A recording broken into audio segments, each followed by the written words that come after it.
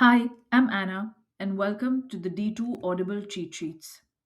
In the last episode, we followed costs as they quietly stack from vineyard to shelf.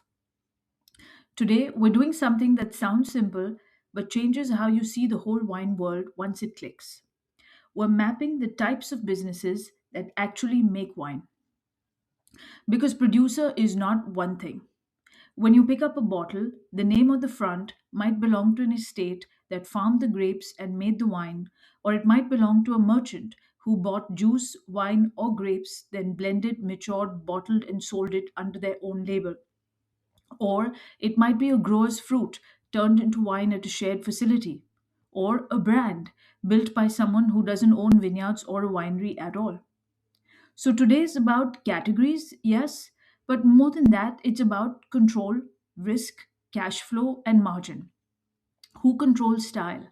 Who carries vintage risk? Who needs cash now versus later?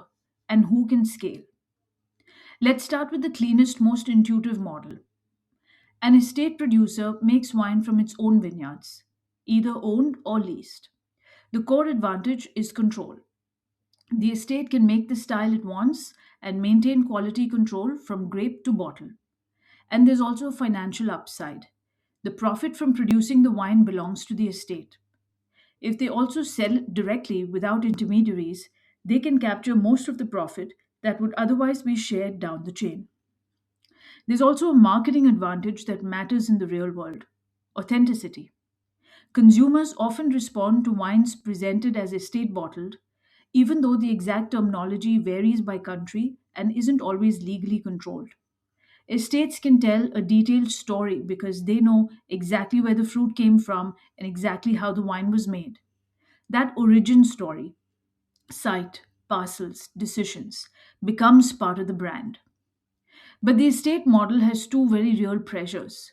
One is cost. Owning and running vineyards and a winery requires major investment. Some equipment is needed only briefly each year, like harvesting machines or bottling lines, so estates may hire rather than buy, reducing capital spend but shaving profit. The second pressure is vintage risk. If frost or hail destroys a significant portion of the crop, the estate may be left with a very small volume of wine. To stay afloat, they may need to charge more per bottle, but consumers may not accept the increase. And even if they do, the estate may still struggle to recover the full cost of that vintage. Scale becomes a survival advantage here. Larger estates are often more financially viable because they can spread cost across more volume. Production equipment, admin, compliance, marketing, reusing the same systems to produce different wines more cheaply per unit. Now, step one notch back from wine and into grapes. Some growers choose not to make wine at all. They focus purely on producing grapes and sell them to a winery or merchant. This is particularly attractive for small vineyard owners who can't justify winery equipment and don't want the work of marketing and selling wine. It also improves cash flow. Grapes are paid for at harvest rather than waiting until the wine is made, matured, and sold. There's an important point here. Some of the best fruit in the world comes from growers who never bottle a thing. When growers focus entirely on viticulture, they can become specialists in quality. And the textbook gives a concrete example of how commercially successful this can be.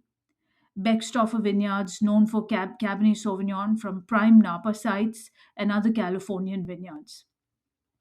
But growers carry sharp risk. Vintage variation hits them immediately, and supply demand swings hit them directly in grape price. In a bad year, they may have little to sell, or in the worst case, nothing.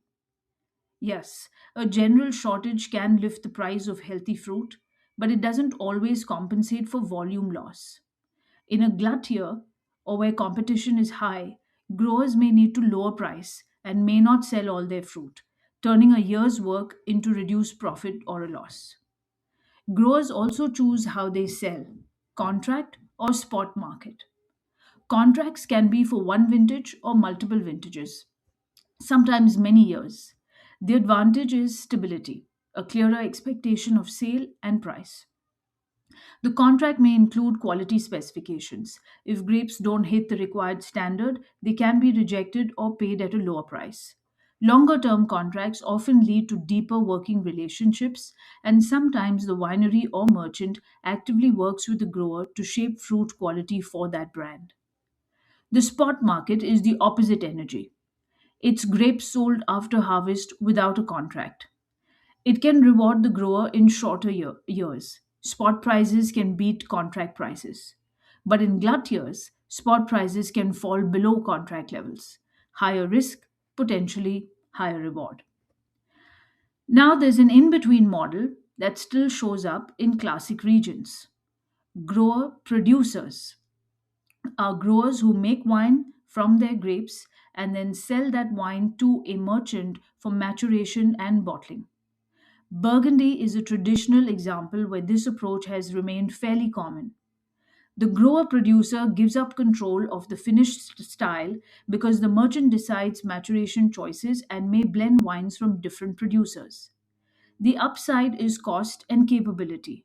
The grower producer avoids the expense of maturation, barrels, and cellar space, and avoids the marketing burden. If marketing isn't their strength, handing it to a merchant can be relief. But the trade off is margin. They earn less than they would by selling the finished wine themselves. That takes us to the merchant, the negociant in French context, one of the most important archetypes in wine. Traditionally, the merchant bought immature wine, matured it, and sold it under their name, often blending across producers. The classic risk was obvious. If you buy finished wine or immature wine, you have limited control over how it was grown and made. That's why many merchants evolved. Today, many producers some of their own wine from grapes or juice and offer technical support to suppliers so the inputs they buy are closer to spec. The merchant model has a major structural advantage. They don't need to own vineyards. That's especially useful in regions where land is scarce and extremely expensive. Burgundy and Champagne are the classic examples. In Burgundy, this has fueled micro negociants. Merchants focused on small production wines, often from individual vineyards, that can command super premium prices. Many work closely with growers to secure top fruit. Merchants also gain flexibility in difficult vintages because they can buy from different suppliers. But there's a catch. In short years, they may have to rely on the spot market, paying higher price. In regions where grape prices have risen sharply, Burgundy and Napa are named, purchasing grapes have become much more expensive. To reduce price volatility, many merchants now use long term contracts and provide technical support to suppliers. Merchants can also operate at scale, producing large volumes that suit supermarket private labels, deep discounters, and chain hospitality groups. And it's important to remember that merchants look different depending on region. In Burgundy, merchants can be deeply involved in the production process. In Bordeaux, merchants tend to deal more in wine that already exists, bulk wine, or even already bottled wine. Bordeaux is also where we meet a concept that shows up again and again in fine wine. En primeur, also called wine futures. En primeur is the sale of wine before it is bottled. Buyers purchase while the wine is still in barrel and it remains in the producer's cellar until bottling, usually a few years later, when the buyer actually receives it. Historically, this connects to merchants buying early to mature and bottle. The modern system is closely associated with Bordeaux and developed strongly after the Second World War when Chateau needed cash to survive. Top Bordeaux requires long aging, which ties up large sums in the cellar. Selling while the wine is still in barrel generates cash flow earlier. The on primer price is designed to cover production costs up to and including bottling. Merchants still participate, but their role has evolved. They often act more like wholesalers, buying an allocation of a chateau stock and then selling and distributing it to distributors and retailers. For buyers, the attraction is straightforward in theory. earlier access, and potentially a lower price than later bottled release. But it isn't guaranteed. Prices can fall as well as rise. Still, because these wines are often limited production and highly sought after, on primer can be the only realistic chance to secure them. That's why it's become a key part of fine wine trade. Other regions have adopted versions too, typically for wines that benefit from long barrel maturation and attract investors. Burgundy, the Rhone, Super Tuscans, and Vintage Port. Now, one of the most common real world hybrids is the grower merchant. A grower merchant owns vineyards and produces wines from those vineyards alongside wines made from bought in grapes, juice, or wine. Often the owned vineyards feed premium wines, while bought in fruit supports larger volume, mid priced, or inexpensive wines. It's a strategic portfolio, different price points for different routes to market. Gigal is a classic example in the Rhone Valley. They produce some of the region's most expensive single vineyard Côte Rôtie wines, while also producing village wines like Croix Hermitage and Gigondas and broad Côte du Rhône from bought in grapes. Some grower merchants choose to separate these ranges with different labels. Domaine Dujac in Burgundy is given as an example in the textbook. Domaine Dujac for estate fruit and, and Dujac Père et Fil for wines bought from boughten grapes. That separation protects the estate story and quality perception. Now, let's move to a model built on pooling. Cooperatives are owned by a group of growers and produce and sell wines made from members' grapes. The benefit is scale and shared resources. Growers can afford equipment, expertise, and services they couldn't justify individually. Many co ops provide technical viticultural and winemaking advice, plus marketing, packaging, and sales. Marketing collectively can be more effective than growers going solo, and some co ops have built successful brands. Playmont in southwest France is a named example. Co-ops can also make own label wines. La Chabelisienne in Chablis and Montouche in Fitou. The key downside is governance. Co-ops operate on democratic control. Major decisions require consultation, which can slow decision making and frustrate individual members. Payment models vary. Traditional co-ops often pay on volume and simply make wine and wait for buyers. This remains important in places with small vineyard holdings like Spain and Italy, but where co-ops are not quality focused, they may struggle. Many co-ops today are quality driven. They pay growers based on fruit quality, retain some profit to reinvest in technology, research, marketing, and labeling, and can be among the most dynamic business in wine, producing very good quality at excellent value. Co-ops also range hugely in size, from a village facility to major operations that rival the world's largest wine companies. Bigger scale can mean stronger economy of scale, cheaper materials via bulk buying, lower per unit production cost, and many co-ops have merged into regional or national groups. Now, a close cousin of the co op model exists mainly in North America, especially California, custom crush facilities. Here, growers don't own the facility, they pay to use it when needed. These facilities can produce everything from super premium small batches to large volume inexpensive wine. The facility is owned by a company, which means it can make quick decisions without member consultation.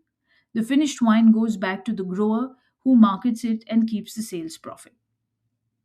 The advantage to the grower is massive.